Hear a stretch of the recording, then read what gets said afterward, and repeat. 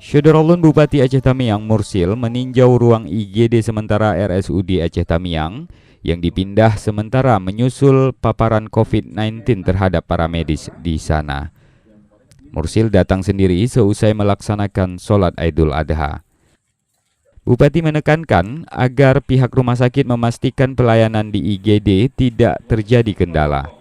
Di sisi lain, Syederolun, pihak rumah sakit mengaku sengaja tidak menempatkan kipas angin atau pendingin ruangan di tenda darurat ini.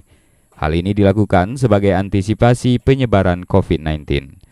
Pada kesempatan ini, Syederolun, Bupati Mursil juga menyempatkan diri melihat kondisi rumah sakit dan menjenguk beberapa pasien yang sedang dirawat. Dari Kuala Simpang, Rahmat Wiguna, Serambi On TV.